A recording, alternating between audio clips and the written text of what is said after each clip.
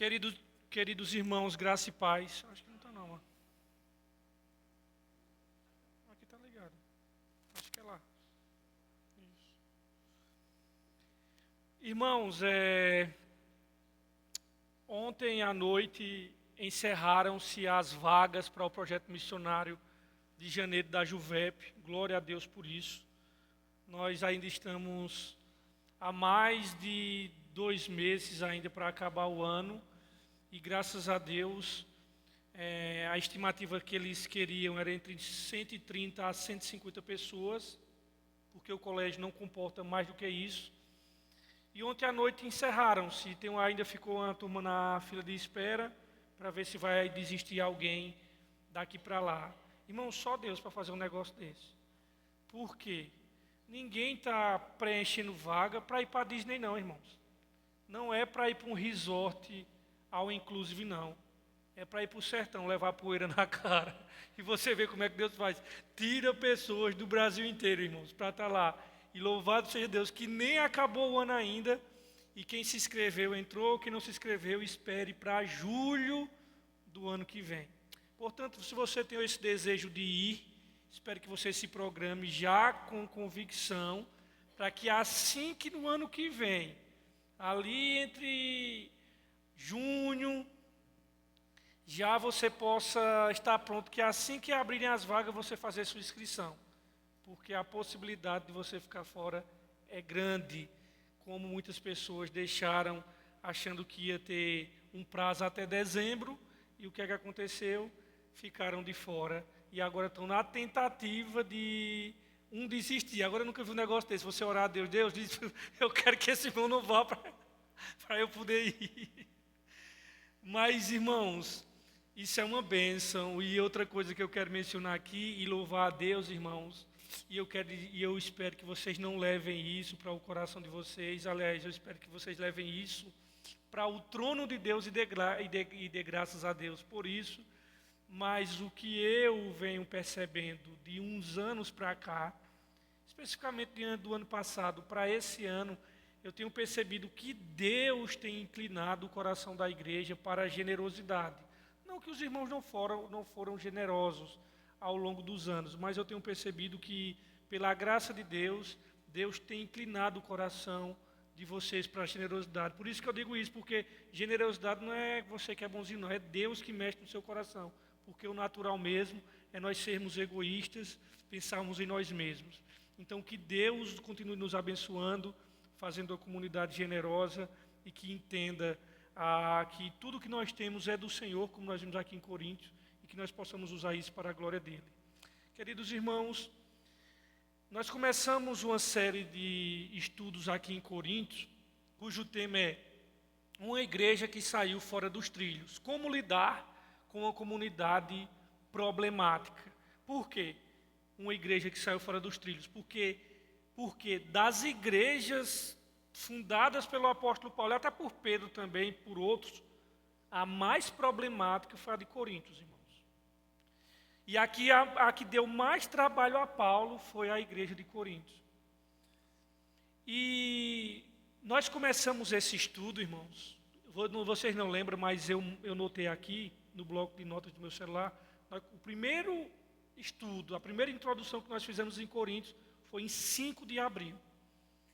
E nós não iremos concluir essa carta ainda este ano. Mas eu falo isso por quê? Porque, pelo menos inicialmente, eu quero entrar assim que acabar em 2 aos Coríntios. Mas eu gostaria também que vocês trouxessem sugestões de livros ou de cartas, ou independente do gênero literário, que nós pudéssemos estudar também.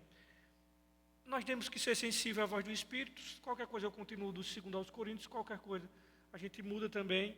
Mas se vocês tiverem sugestão de cartas para nós estudar, traga a mim. Agora traga a mim como sugestão, não é como imposição não, né? Porque às vezes o cara dá uma sugestão e não foi estudado aquele livro, aí ele diz, não, eu estou pedindo sugestão, não é que você manda, não. Traga a sua sugestão e a gente vê. Alguns livros que não foram estudados. Um livro que já foi estudado, que a gente poderia voltar a estudar ele, é Romanos, porque a gente já estudou ele faz mais de 6 anos, né? E aí a configuração da igreja já não é aquela mesma de antes. Então eu espero essa sugestão aí de vocês e espero o Senhor decidir qual livro nós estudaremos. Se não, a gente continua em 2 aos Coríntios. Mas eu sei que até 5 de abril do ano que vem, talvez eu não tenha terminado. O Senhor vai saber. Nós vamos saber daqui para lá. Irmãos, hoje nós vamos chegar no encerramento de Coríntios capítulo 4. E por que ele é importante isso daqui? Se você estava aqui no momento que eu comecei a introdução, em 5 de abril, em 1 aos Coríntios, eu fui dando os grandes blocos dentro da carta de Coríntios, e nesses blocos são os assuntos que Paulo trata. E o grande primeiro bloco, que o assunto que Paulo vai tratar, é justamente o assunto que ele encerrou hoje, que é as divisões dentro da igreja. Lá na introdução ainda, em Coríntios, eu digo, ele tirou o capítulo 1 até o 4 para falar só sobre divisões dentro da igreja, facções dentro da igreja. E o que a gente percebe agora é que é exatamente isso. Ele vinha falando desde o capítulo 1, uns dizem que são de Paulo, de Pedro e tal, até findar o capítulo de número 4. Vocês vão perceber que a partir de sábado que vem, ele não vai falar mais de Apolo, nem de Paulo, nem de partidarismo. Agora ele vai falar de problemas relacionados na área sexual dentro da igreja. E aí, hoje encerra esse grande tópico que ele vinha tratando desde os primeiros 4 capítulos. Então você vê, irmão, Paulo gastou 4 capítulos só para tratar de um problema de divisão na igreja. Veja como é sério, irmãos, a questão de grupinhos, de panelinhas, de facções, de uma igreja rachada. Isso o trabalho que dá para a liderança da igreja. Vamos olhar agora, irmãos, 1 aos Coríntios, capítulo 4, versículo 14 a o versículo 21. Todos encontraram? Não escrevo estas coisas para vos envergonhar, mas admoestar-vos como a meus filhos amados. Ainda que tivesse 10.000 tutores em Cristo, não teríeis, contudo, muitos pais, pois eu, pelo Evangelho, vos gerei em Jesus Cristo. Admoesto-vos, portanto, a que sejais meus imitadores. Por causa disso vos enviei Timóteo, que é meu filho amado e fiel no Senhor, o qual vos lembrará os meus caminhos em Cristo, como por toda parte ensino em cada igreja. Alguns, porém, andam arrogantemente, como se eu não fosse ter convosco. Em breve, irei visitar-vos, se o Senhor quiser. E então conhecereis, não as palavras dos que andam inchados, mas o poder. Pois o reino de Deus não consiste em palavras, mas em poder. Que quereis? Irei ter convosco com vara ou com amor e espírito de mansidão? Queridos irmãos, vocês, quando eram crianças, já ouviram do pai de vocês assim: deixa eu chegar em casa que você vai ver o seu. Quando eu chegar em casa a gente conversa. Rapaz, quando você ouvia isso do seu pai, a temperatura corporal do seu corpo ia lá para 3 graus, 2. Você perdia, ficava da cor dessa parede aqui. Quando eu chegar em casa a gente vai conversar, viu? Mais tarde você vai ver o que tem para você. Pronto. Rapaz, a pessoa não sentia mais gosto de comida. Era um desânimo o dia inteiro. E na medida que as horas iam passando, uma depressão severa batia no seu coração. Irmãos, basicamente foi isso que Paulo acabou de dizer aqui. Quando eu for ter convosco, ele disse isso no versículo finalzinho, irmãos. Vocês querem que eu esteja com você com o quê? Com vara ou com espírito de mansidão? Que tipo de pai vocês querem que eu seja quando eu for ter com vocês? Um pai severo que vai castigar ou aquele pai amoroso? Tudo isso vai depender das posturas de vocês. Eu acho maravilhoso, Paulo, Porque ele já tinha dito aos coríntios, olha, eu dou graças a Deus que eu não batizei nenhum de vocês. Aliás, eu batizei uns pouquinhos aqui. Ele já tinha dito isso. E agora ele diz assim, olha, vocês querem que eu vou com vocês com vara ou com espírito de mansidão?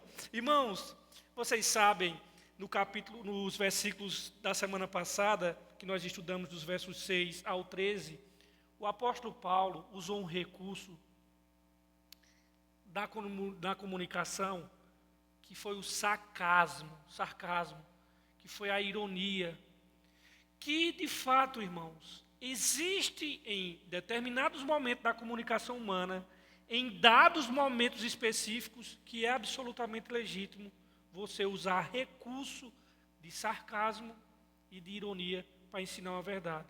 O que não dá é para o ser humano, toda hora, a todo tempo, ao conversar, ele vir com sarcasmo e deboche, que não era isso que Paulo fazia. E aí, o que é que acontece? Paulo, nesse texto, nos versículos que nós vimos semana passada, ele usou desse recurso.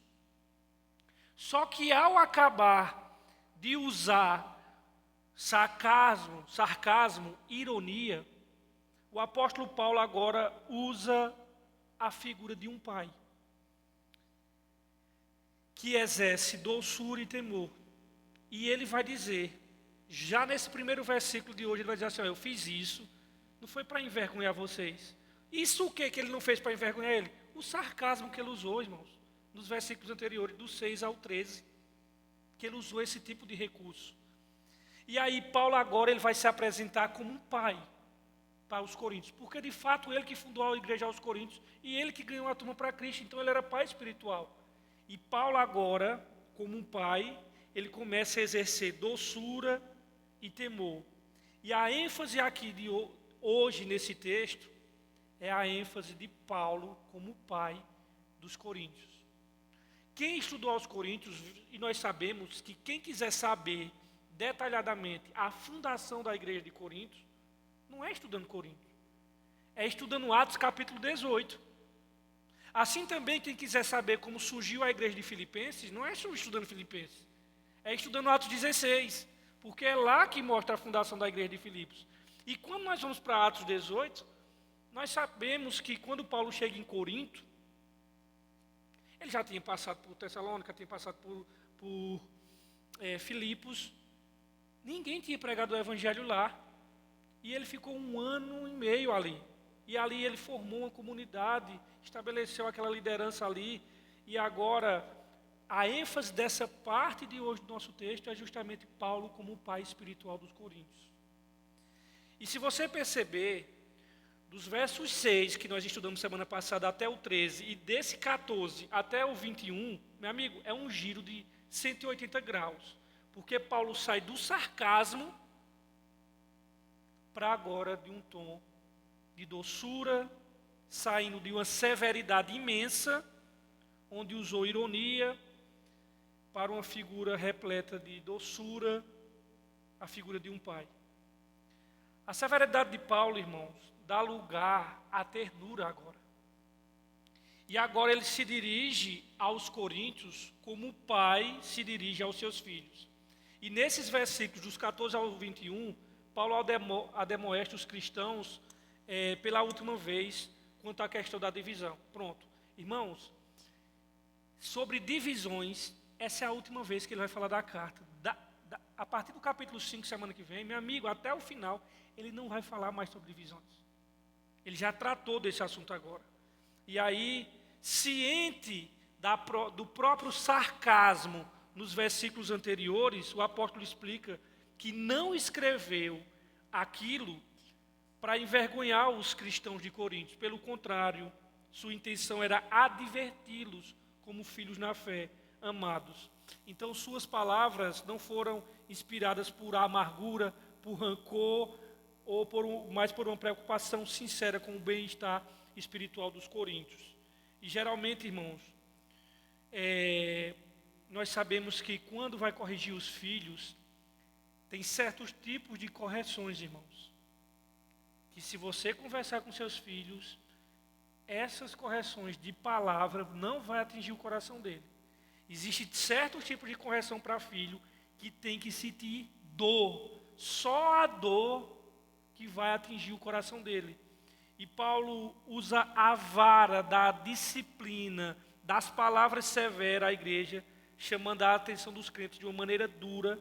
Agora ele se volta cheio de ternura, de doçura, de mansidão e carinho. Porque um pai, e eu estou tratando aqui de um pai humano agora, assim, em termos físicos, é assim que um pai sábio age. Ora ele aperta quando tem que ser apertado, e ora ele derrama amor quando tem que ser derramado.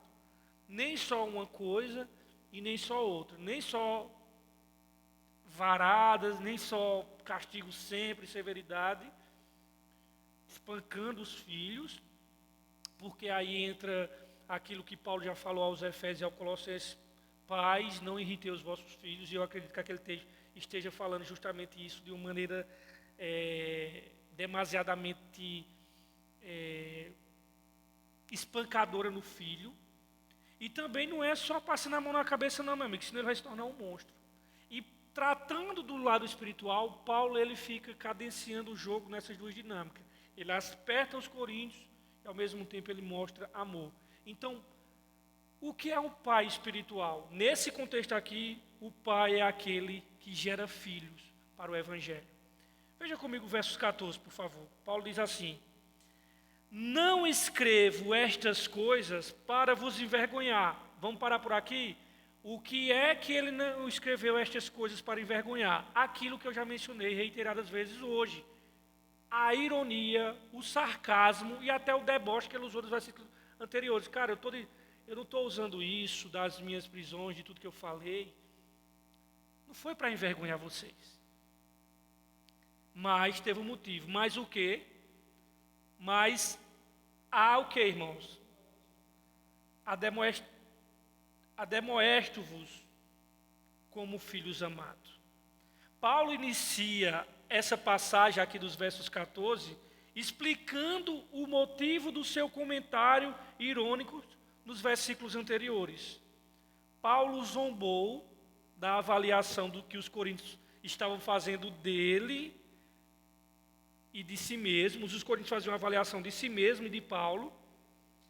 E agora Paulo explica que não fez isso para envergonhá-los publicamente, para simplesmente debochar da cara deles. Ainda que tivesse sido bom fazer isso, mas Paulo esclarece que fez isso para ademoestá-los como filhos amados. Os pais, irmãos, muitas vezes utilizam algumas ferramentas não convencionais para corrigirem um filho amado. E Paulo havia entendido que a ironia cabia de fato naquela situação. E aí o que é que acontece? Ele usa a palavra ademoestar. Não escrevo essas coisas para envergonhar, mas para ademoestar-vos. Essa palavra ademoestar, irmãos, vem do grego, que é a palavra noelteutel, de onde se origina a palavra de aconselhamento bíblico, que a ideia dessa palavra ademoestar significa aconselhamento cristão, de onde surgiu o termo aconselhamento noético ou notético, que é justamente esse aconselhamento que eu estou me formando lá em Campina Grande, né? E que eu aconselho até vocês se inscrever para ano que vem, abrir uma nova turma em fevereiro do ano que vem.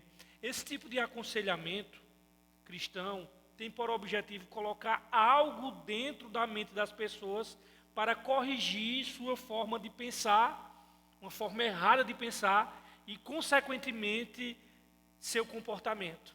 O aconselhamento bíblico ele vai tratar das questões do coração. E assim o aconselhamento bíblico ele vai primeiro colocar a mente na posição correta para que a pessoa possa então andar da maneira correta e para que então essa pessoa possa viver e pensar de uma maneira alinhada com a palavra de Deus. É esse sentido que Paulo usa a palavra ademoestar. Ou seja, colocar uma coisa correta na cabeça da pessoa.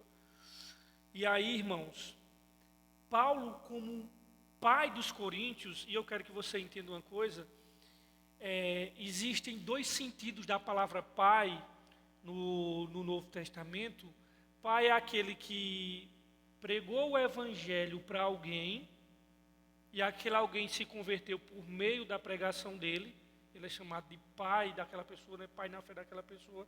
Mas existe também um sentido onde não necessariamente aquela pessoa se converteu com a pessoa propriamente dita, mas foi aquela pessoa que discipulou aquela pessoa. Por exemplo, Paulo diz que Timóteo é um filho na fé dele. Mas necessariamente quem foram as pessoas que levaram Timóteo à fé foi a avó de Timóteo e a mãe de Timóteo. Mas em que sentido Paulo é pai de Timóteo na fé? No sentido de que Paulo foi o discipulador dele. Ele cresceu na graça e no conhecimento e na robustez doutrinária por causa de Paulo. Paulo disse, venha cá, que agora você vai crescer, você vai andar comigo, eu vou lhe doutrinar, você vai crescer na graça e no conhecimento. Então, ele que moldou Timóteo, ele que fez que Timóteo crescer, ele é que trabalhou o caráter pastoral em Timóteo. Então são esses sentidos de pai na fé aqui. E aí, Paulo os tratou, ou os trata os coríntios como filhos amados, porque ele gerou em Cristo. É isso que ele diz aqui no versículo 14, mas quando ele diz assim, olha, não vos escrevo estas coisas para se envergonhar, mas para demonstrar-vos, a palavra demonstrar eu já acabei de explicar, como a meus filhos amados. E aí o que é que ele diz nos versos 15 aqui, ó, o versos 15. Ainda que tivesse 10.000 tutores, a de você diz, tutores ou preceptores? Aios, né? Aio, muito bem. Ainda que tivesse 10.000 preceptores, tutores em Cristo, não terias, contudo, muitos pais. Quero parar por aqui. O que é que Paulo quis dizer? Ainda que tivesse, de acordo com a minha tradução, muitos tutores em Cristo, ou muitos preceptores, ou muitos aios, a de vocês também tudo de aios aí, o preceptor, aios, né? Irmãos, eles, ainda que vocês tivessem muitos desses, vocês só tinham um pai. E ele está se falando aqui dele, tá? No grego, a palavra aqui, o aio, ou tutores, ou instrutores, sabe qual é o termo no grego aqui? Paidagogos. Sabe de onde vem esse termo paidagogos? Aliás, desse termo paidagogos é de onde vem a nossa palavra pedagogia. Nós temos professores aqui como o Cris, como Soraya e como Fernanda, filha de Carlos. Eu não sei se tem outros aqui. É desse termo aqui que vem a palavra pedagogia, irmãos. Paulo diz, ainda que vocês tivessem muitos paidagogos, vocês só teriam um pai. E o que significa o que ele queria dizer? Se tivesse muito aios, muitos preceptores, muitos paidagogos, significa, quem é esse pedagogo? Significa aquele que guia e ensina a criança como ela deve andar. Esse era o nome que se dava aos tutores, aos aios de famílias ricas. Às vezes, esses tutores, esses aios, esses preceptores, eles, irmãos, eram indivíduos cultos e que se tornavam escravos depois de terem sido feitos prisioneiros de guerra, porque no contexto onde o Novo Testamento foi escrito, existiam vários escravos, mas não existia apenas uma razão de ser escravo. Por exemplo, você poderia já nascer de uma família escrava, ou você poderia se tornar escravo por meio de falência financeira. Por exemplo, se alguém devesse a alguém e ele falisse financeiramente, ele se vendia como escravo daquela pessoa. Então ele era escravo daquela pessoa porque ele não teve condição de pagar a dívida. E aí, se ele, porventura, tivesse um familiar rico, esse familiar rico ia lá, pagava a fiança ou redimia ele, e aí de onde vem a nossa palavra redenção, que é o ato de libertar um escravo mediante o pagamento de um preço. Inclusive no Ceará tem uma cidade chamada Redenção, que era uma cidade que tinha escravos, e lá no Ceará, nessa cidade chamada Redenção, foi onde foi liberto um monte de escravo, e de fato o nome da cidade tem a ver justamente com o Novo Testamento, porque quando a Bíblia diz que Cristo nos redimiu, que em Cristo nós temos a redenção, significa que nós éramos escravos, Ele pagou o preço para nos libertar. E aí muitos desses paidagogos, eles na verdade não tinham sido outrora pessoas cultas, não todos, né? Tem outros que você nascia escravo porque sua família já estava na escravidão mesmo.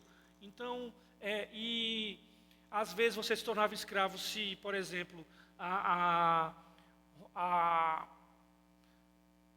o poder bélico de Roma, que o mais forte dele era a legião, né? Legião que era composta por 6.000 soldados romanos, que eram os mais fortes de Roma, que era para invadir as terras lá. Quando eles ganhavam as guerras, eles saíam trazendo os despojos de todo mundo e traziam os prisioneiros. Às vezes matavam os homens, né? E traziam as mulheres e as crianças, e toda aquela turma ali ia se tornar escravo deles.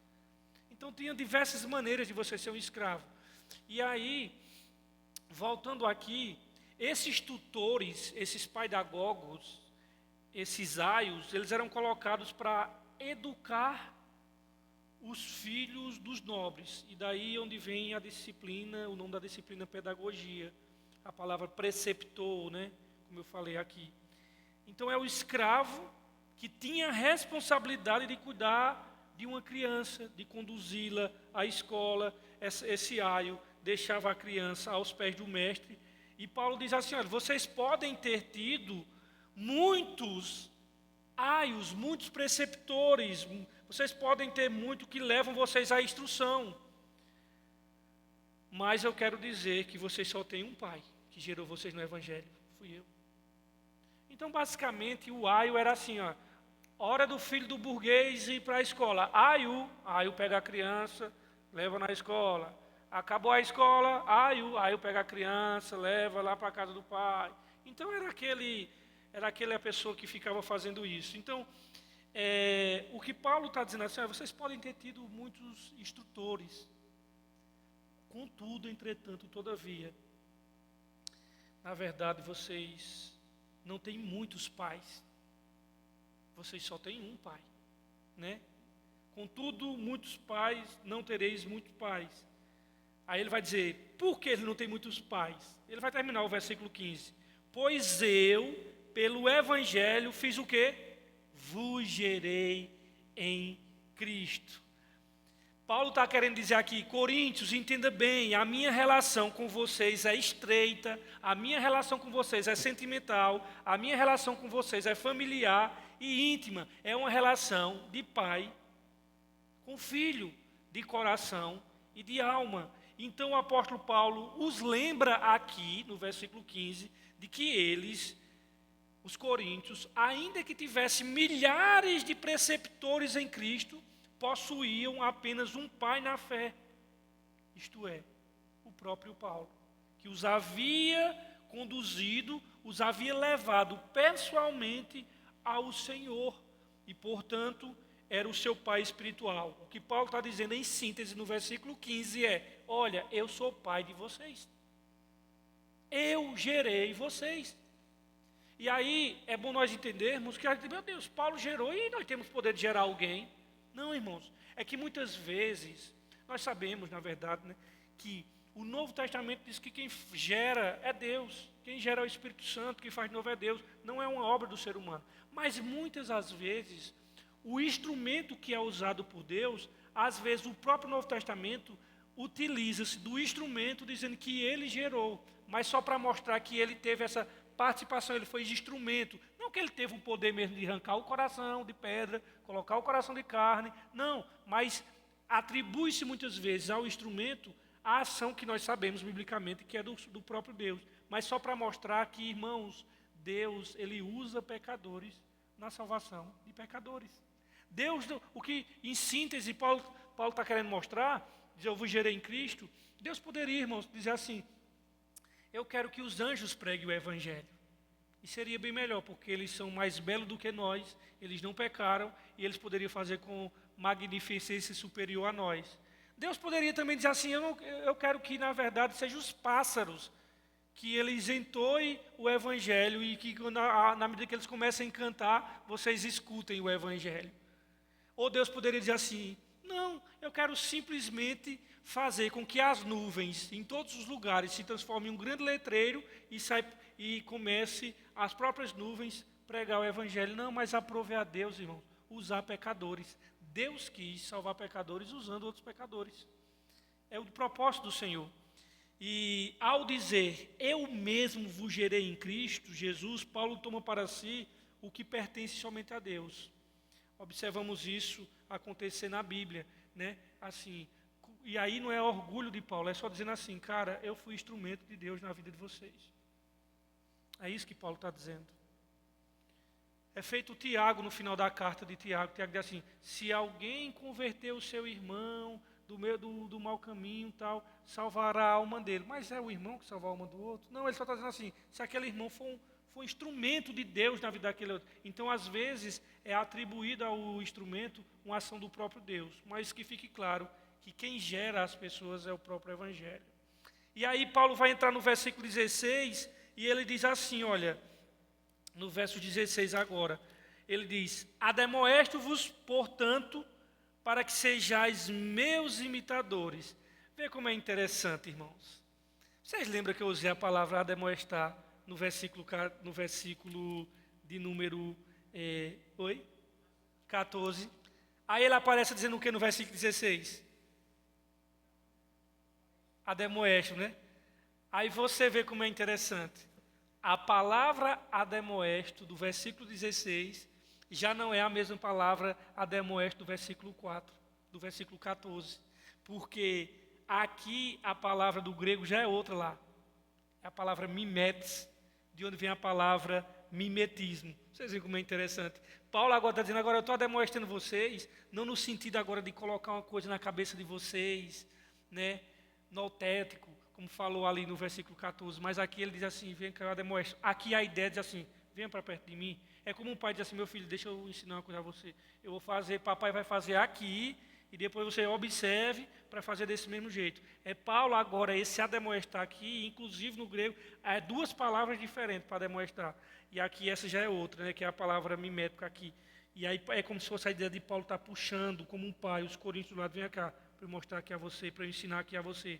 Então, assim, na qualidade de seu pai espiritual, Paulo diz aos coríntios, ademoesto-vos, portanto, que sejais meus imitadores, mimetes, a qual dá origem à palavra mimetismo, que no contexto aqui do texto, Paulo está rogando que os coríntios imitem particularmente a atitude dele. Qual é a atitude dele quando Paulo diz, seis meus imitadores? De quê? De não se gloriar, de não se envaidecer, de não querer servir ao Senhor com motivações erradas. Os coríntios, eles estavam o quê? Brigando entre si, justamente porque não tinham essa atitude de imitar Paulo. E Paulo, ele insta aos coríntios, portanto, para que os coríntios sejam imitadores dele, ou seja, dedicar devoção abnegada ao Senhor Jesus e amor e serviço incansável aos seus irmãos, como Paulo fez isso. E ele diz isso já nos versículos anteriores, passou fome, açoito, aquela coisa toda que ele disse semana passada. E aí pode alguém dizer assim, mas como é que Paulo já estava combatendo os coríntios que se vangloriavam, dizendo que era de Paulo, de Pedro, de Apolo, e agora ele está dizendo, eu só me imite. Não seria vaidade da parte dele, não. De forma nenhuma, irmãos. O que Paulo está dizendo aqui é, irmãos, me imitem como um servo que sofre pelo Senhor, que não se gloria, que até no presente momento sofro fome. Ou seja, não tinha nada que fosse de vanglória para ele. Enquanto os coríntios viviam nababescamente, Paulo estava sofrendo pelo Evangelho. E Paulo diz assim, sede meus imitadores, como eu sou de Cristo Jesus. E isso, assim, sede meus imitadores, como eu sou de Cristo Jesus, ele não diz no versículo 16, mas ele vai dizer aqui em Coríntios, nós vamos chegar lá ainda. Não hoje, em outra ocasião. Lá na frente ele vai dizer em Coríntios, sede, pois, meus imitadores, porque eu sou imitador de quem? De Cristo Jesus. E aí, meus irmãos, é interessante nós vermos isso, porque a pergunta é, será que nós temos imitado a Cristo, ou a Paulo, que imitava a Cristo e no final das contas só dá Jesus, ou nós estamos imitando o mundo? A quem nós imitamos, irmãos? Muitas vezes nós somos camaleônicos e ficamos mudando de acordo com o ambiente, sendo que nós fomos feitos não para estar de acordo com o ambiente, mas sermos imitadores de Cristo em qualquer lugar que sejamos, seja no nosso trabalho, na nossa família. E esse princípio aqui ele é importante, porque Paulo diz assim, olha, eu como pai gerei vocês, então me imite, trazendo para o contexto físico da relação entre pai e filho de sangue mesmo, ou pai que adotou um filho. Será mesmo, irmão, que vocês como pais podem dizer aos filhos de vocês, ei, me imite nesse exemplo? Ou será que vocês conseguem que os filhos de vocês andem no caminho do Senhor? Sabe uma coisa que eu acho maravilhoso? É que quando Paulo está exortando um jovem pastor que ele discipulou, quem é que ele discipulou? Timóteo. E ele diz assim, Timóteo, deixa eu dizer uma coisa aqui a você, para incentivar Timóteo a servir ao Senhor, ele não pega um exemplo de um de outro. Sabe onde é que ele pediu? Ele trouxe diante dos olhos de Timóteo um exemplo de fé de quem? Ele trouxe o exemplo da avó de Timóteo e da mãe de Timóteo.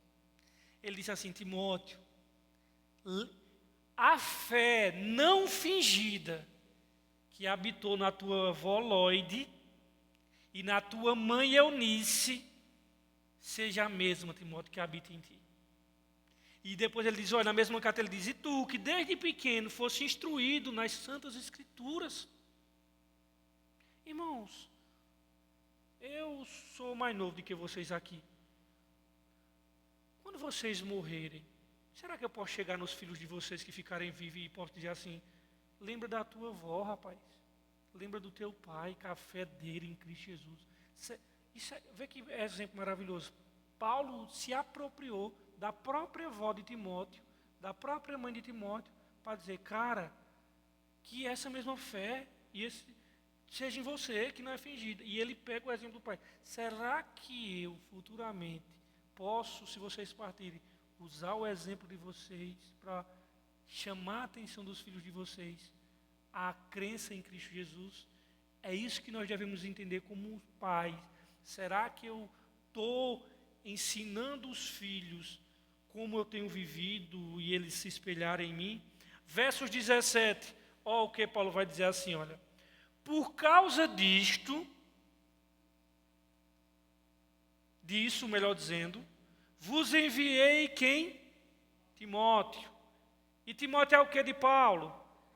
Que é meu filho amado. E além de filho amado, Timóteo é o que?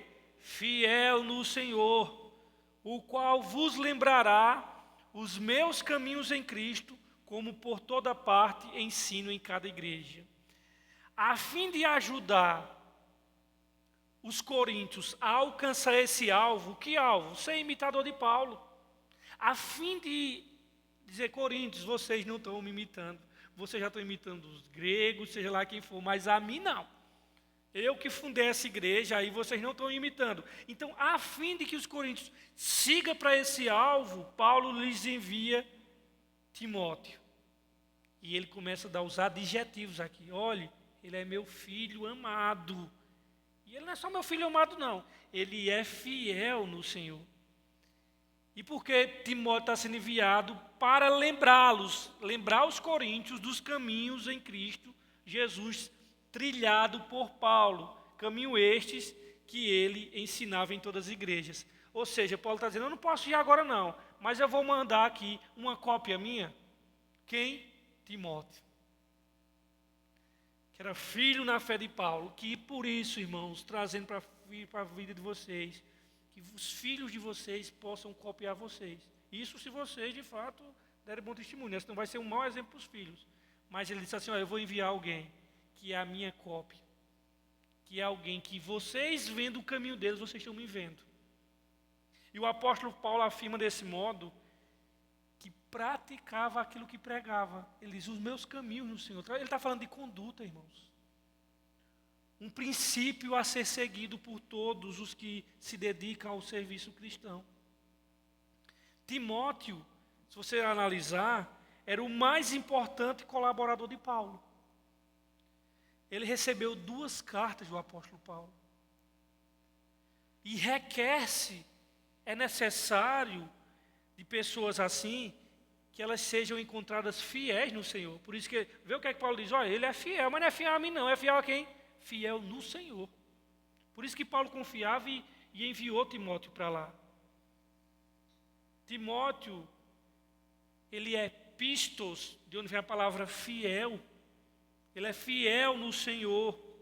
Isso significa que nas coisas que concernem ao Evangelho, os coríntios poderiam confiar que a Timóteo seria dada as tarefas que foram dadas por Paulo e que foram, por sua vez, delegadas por próprio Deus. Então, Paulo disse que envia Timóteo para lá, que é fiel no Senhor, para estimular os coríntios a receberem Timóteo.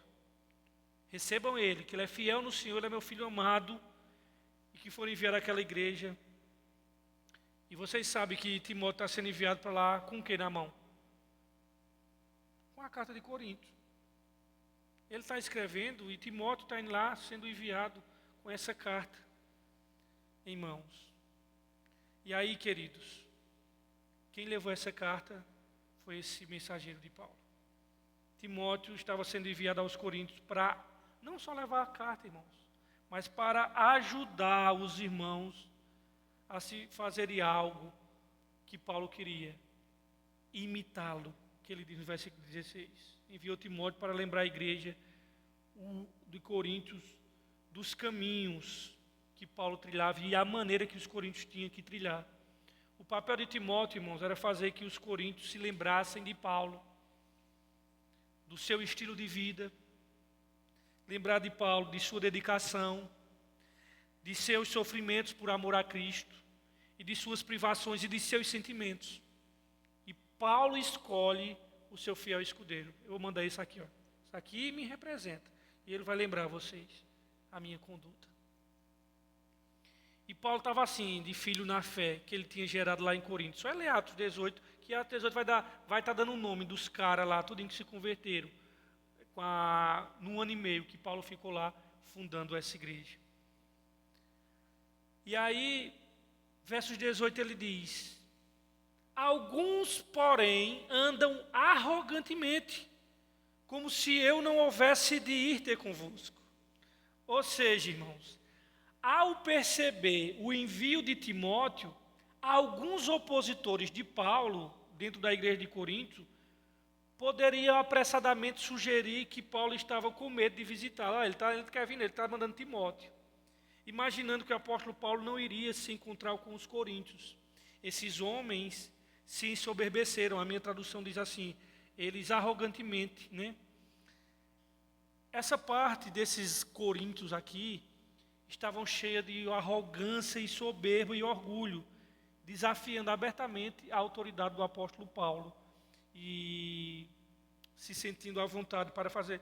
É como se eles dissessem assim, que Paulo já faz, Paulo aqui vai fazer quase 5 anos que não bota os pés, que negócio de Paulo, aqui quem manda é a gente, isso já passou, aqui a regra é outra, que negócio de Paulo já passou, meu amigo, aqui não tem negócio de Paulo mais não. E Paulo disse, está certo. Era para esse tipo de comportamento que Paulo estava enviando Timóteo, com o intuito de lidar com o problema pessoalmente e de forma definitiva. E Paulo era um homem, irmãos, interessante que ele era um homem que andava debaixo da vontade de Deus, porque ele diz assim, no verso 19, em breve, porém, irei visitar-vos, mas se quem quiser, ele vai visitar Corinto, mas quem?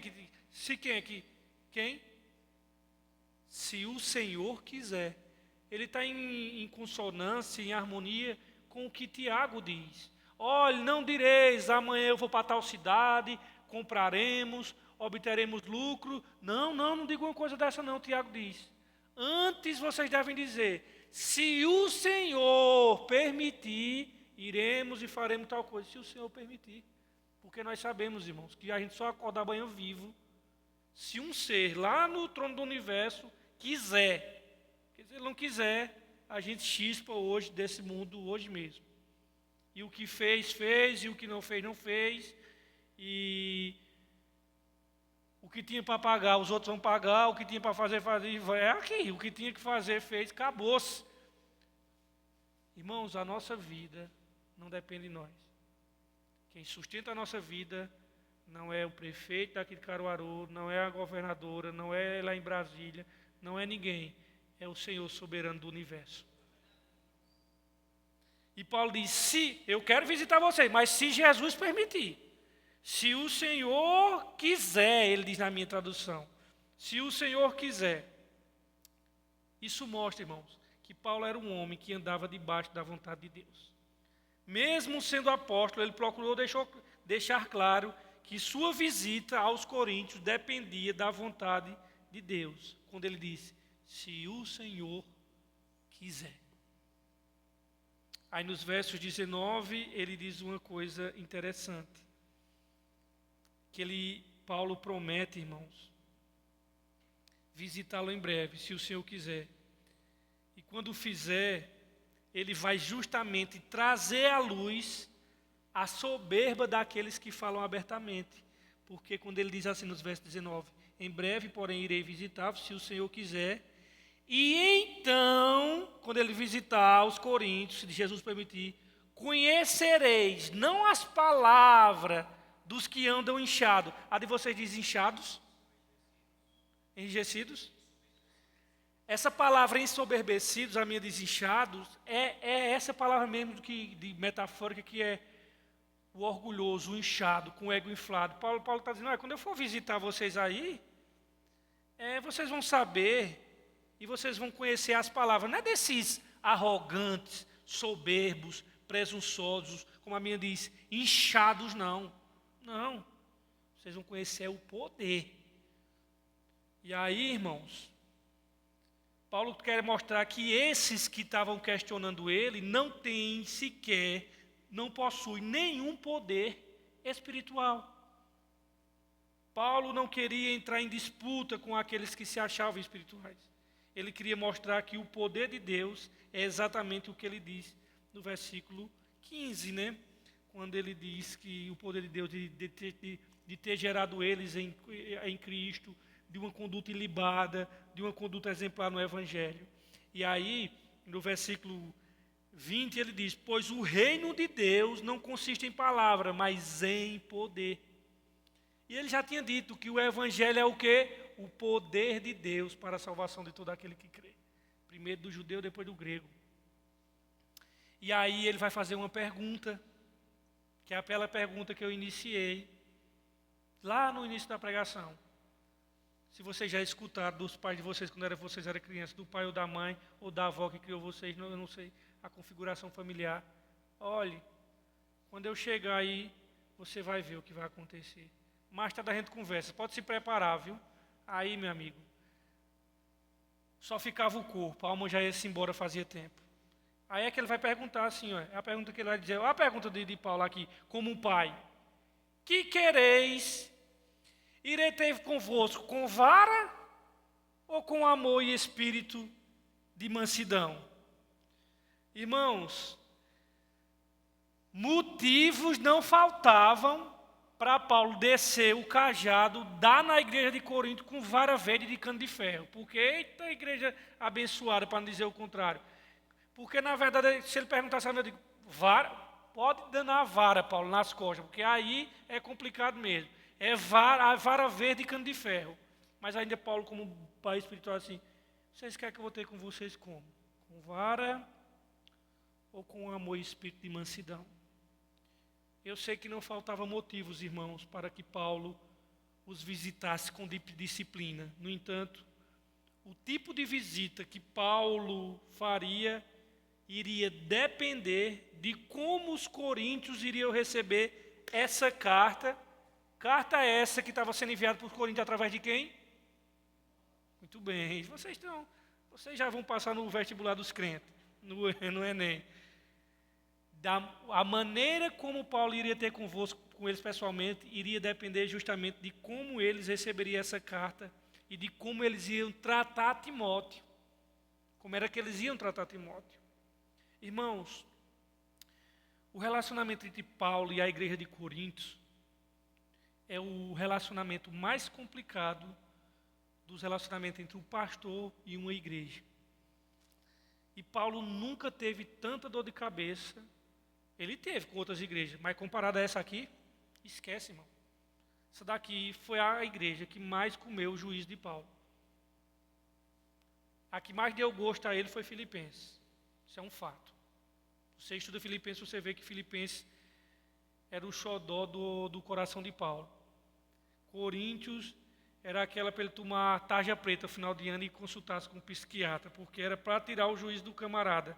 E aí, queridos, nós não temos uma igreja tão complicada quanto essa no Novo Testamento.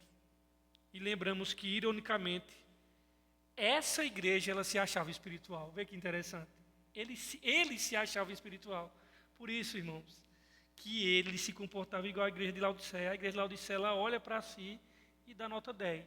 E Jesus olha para ela mesmo e dá nota 0. O que é que esse texto, irmãos, tem a nos ensinar nessa noite, para nós fecharmos aqui o grande primeiro bloco da carta aos Coríntios, as divisões dentro da igreja. Semana que vem já é outra história, já são outros assuntos, é outras broncas. A primeira coisa, irmãos, que esse texto de hoje e de todo o capítulo, os 4 primeiros capítulos nos ensina, irmãos, a necessidade de se utilizar disciplina e firmeza espiritual dentro da igreja para resolver problemas. Irmãos, uma igreja que vai botando tudo para debaixo do tapete, que vai fazendo vista grossa para os pecados dos membros, irmãos, isso se torna a maior baderna que tem. Se não houver firmeza, se não houver confronto, e se não houver pecado desmascarado e fingir que não viu, querido, isso daí vai se tornar pior do que a igreja de Corinto. Muitas vezes, os pastores, para agradar e para não perder os membros e para estar resolvendo, deixam os problemas se acumularem e esperando resolução, e não se resolve, irmãos. Não, deixa o tempo. Não, o tempo vai resolver. O tempo resolve coisa nenhuma, irmãos. Não, o tempo vai curar. Quem cura é Jesus, não é tempo não. O tempo não é redentor. O tempo não resolve nada, irmãos. Tem muitas pessoas que dizem assim, é o tempo. Não, o tempo não é Jesus que resolve. O tempo não é redentor, o tempo não é salvador de nada. E nós precisamos aprender que algumas pessoas precisam e devem ser confrontadas com a verdade, para que corrijam sua atitude. Irmãos, quando se corrige alguém, se confronta alguém, isso é amor, irmão. O resto disso é bajulação, fora disso é bajulação. Um pai que deixa de disciplinar e de corrigir um filho para não magoar o filho, ele não está amando o filho, ele está desgraçando o filho. Só que nós hoje estamos dentro de uma sociedade que entende amor como algo puramente sentimental. Só que o amor verdadeiro, ele passa por disciplina. O que é que Jesus disse à igreja de Laodiceia? Eu disciplino e castigo a todos quantos? Entendeu? Hebreus diz o quê? Se estáis sem disciplina, vocês são o quê? Bastardo. Aí ele faz a pergunta retórica. Que filho há que o pai não corrija? E ele diz, e aí ele diz, quando o pai nos açoita é para aquele lá em Hebreus, para a nossa santificação. Então, irmãos, a verdade é essa. A igreja saudável, ela tem que corrigir os membros dela mesma. E não tem que ter medo não de desagradar não. Porque esse é o processo que leva a uma igreja se tornar cada vez mais sadia, saudável, sólida e firme. O que não pode é os crentes chegar na igreja, tá pintando miséria, todo mundo vendo os pecados lá, todo mundo calado e sem ser corrigido. Vocês vão ver o que é que vai dar lá na frente. Tem que ser corrigido mesmo e pronto, porque é assim que o Novo Testamento nos ensina. O caboclo que a gente vai ver semana que vem, que estava pegando a madrasta, o que é que Paulo disse? Pode tirar essa desgraça aí do meio. Pode tirar. E Paulo fica com raiva dos coríntios, com razão, porque os coríntios viram isso, tudo caladinho. Não, irmãos, tem que apertar mesmo, se não houver arrependimento, pega teu beco. Porque aqui, irmãos, igreja, Jesus aceita todo mundo como ele é, mas não é para permanecer do jeito que está não, porque aqui nós somos a comunidade dos inconformados. A gente não se conforma com a nossa conduta não. Ah, mas é meu jeito, eu nasci assim. É por isso que Jesus disse, tem que nascer de novo. Você nasceu assim, presta não. Vai nascer de novo, corrigir-se e andar em semelhança a Cristo. Aqui é o lugar que ninguém está se conformando com nós, não. É semelhança de Cristo. Então a verdade é essa, que uma das marcas de uma igreja saudável é uma igreja que disciplina, uma igreja que confronta. E aí, meus irmãos, esse confronto, é claro, deve ser feito com amor, espírito de mansidão e paciência. Por isso que o trabalho da liderança, o trabalho pastoral e doutrinário, é cansativo, difícil e demanda muita coisa. Irmãos, nós sabemos que não é algumas não, toda igreja tem problemas. Umas têm mais, outras têm menos, a começar pelas da Bíblia aqui. Todas tinham problemas, mas uma tinha bem poucos problemas. Outras estavam viradas nos 70, feita a igreja de Corinto. Que essa daqui tinha a desgraça mesmo, viu? E aí, irmãos, liderança, pastores, presbíteros, diáconos, seja lá quem for, eles são chamados para pastorear pecadores, e mesmo sendo pecadores, também foram chamados para pastorear pecadores. O que é que esse texto nos ensina, além disso? Nos ensina uma coisa, irmãos. Paulo gerou os coríntios em Cristo. A pergunta que eu faço é para você, é o seguinte, irmãos, você já teve um privilégio de levar alguém para Cristo, de gerar alguém para o Evangelho? Você já teve esse privilégio de dizer assim, Deus, pela graça dele, só pela graça dele, não mérito meu, eu consegui ganhar essa pessoa para Cristo. Entenda bem, viu? Eu consegui ganhar, eu boto 1000 aspas nesse conseguir ganhar, porque é o Espírito Santo que convence do pecado, da justiça e do juízo. Mas eu já teve a oportunidade, se não ganhar alguém para Cristo, mas pelo menos discipular alguém que era neófito na fé, ou era alguém que é oriundo de um lugar que não tinha um ensino bíblico correto. Se não, ore, irmãos, ore. A igreja aqui deveria ser uma maternidade de bebês. Em que sentido eu falo? Pessoas sendo geradas pelo Evangelho por nossas vidas. E a cada sábado e domingo a gente escutar os gritos deles aqui chorando como bebês espiritual. E não parar, porque a igreja deveria ser essa maternidade, irmãos, de sempre ter pessoas sendo geradas pelo Evangelho aqui e nós termos esse trabalho, entre aspas, de estar fazendo essas pessoas amadurecerem. Então a pergunta é, você já levou alguém a Cristo ou já discipulou alguém? A quem você anda discipulando? Que você coloque, irmãos, como propósito de sua vida, meu Deus, me dê alguém, mesmo que ele já seja convertido, para caminhar comigo e para que eu possa discipulá-lo. E isso vai requerer de você, claro, também conteúdo, preparação para que você possa discipular essas pessoas. Mas discipule, irmãos, procure gerar pessoas para Cristo Jesus. Outra coisa também que esse texto nos ensina, irmãos, é que de fato, irmãos, igreja é um lugar, como todos os lugares, de pessoas problemáticas. E que cada uma pessoa carrega sua história, seus defeitos. E é ferro afiando ferro aqui que nós nos tornamos a semelhança de Cristo Jesus. E a outra coisa que esse texto nos ensina é como nós reagimos quando nós somos confrontados. Porque os coríntios foram confrontados com Paulo. E nós temos também que sermos confrontados. Às vezes nós gostamos de estar ao lado de pessoas que só falam coisas que têm nos agradar.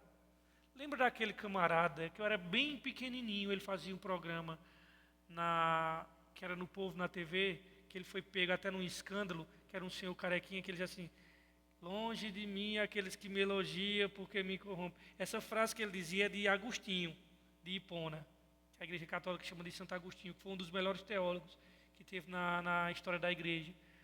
Aquela frase que ele dizia, não era dele, era de Santo Agostinho, mas é verdade. Ele dizia assim, longe de mim aqueles que me elogiam, porque... Isso, exatamente, porque me corrompem. Ele dizia, perto de mim aqueles que me criticam, porque me corrigem. E isso daí... Claro que nós já vemos, claro que há espaço para elogio sincero para o nosso irmão em Cristo, que a gente só não vai estar criticando ele. Porque todas as pessoas têm suas qualidades também, né? As qualidades que Deus derrama sobre a vida dela. Mas a verdade é que nós só gostamos de estar aqui perto daqueles que nos bajulam.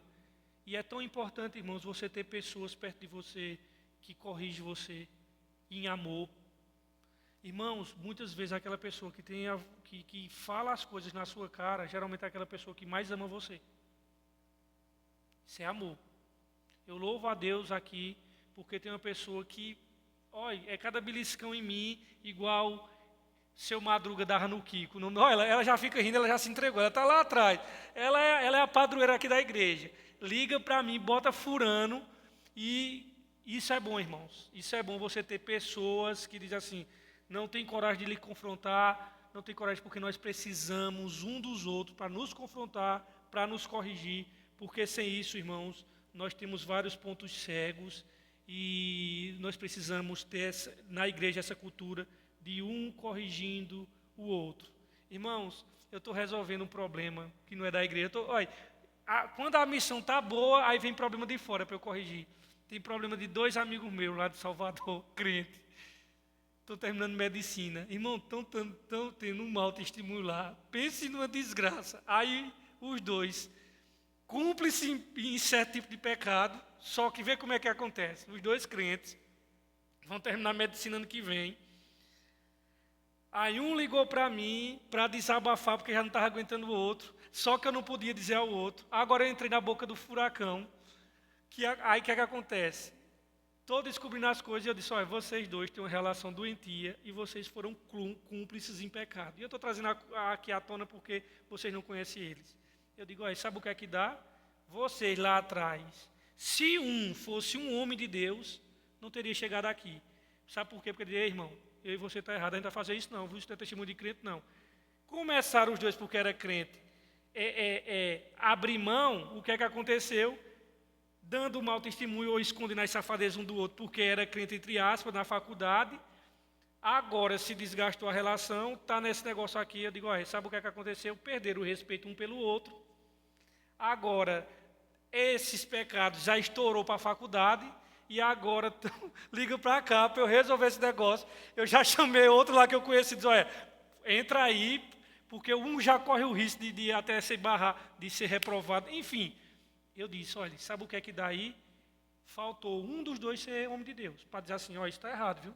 Eu não vou entrar nesse caminho não, isso aí Deus não glorifica ao Senhor, mas isso é que dá, se juntar com outro crente, para ser cúmplice em pecado, daqui a pouco Deus desmascara os dois. E eu acho é pouco, irmão, eu acho que não é bom. E o que é que acontece? Irmãos, nós precisamos de pessoas que sejam mais crentes do que nós, para nos confrontar. E dizer, ei, você está errado, viu? Isso aqui está errado, porque é isso que nos melhora. Irmão, nós temos que ter pessoas perto de nós, sabe para quê? Para puxar a nossa orelha. Porque pessoa para estar alisando a gente sempre, e dizer, não, vai-te embora, rapaz, está certo, não sei o quê. Quero não. E nós possamos ter pessoas que nos confrontem, porque o confronto faz parte do nosso crescimento espiritual. Que Deus nos abençoe.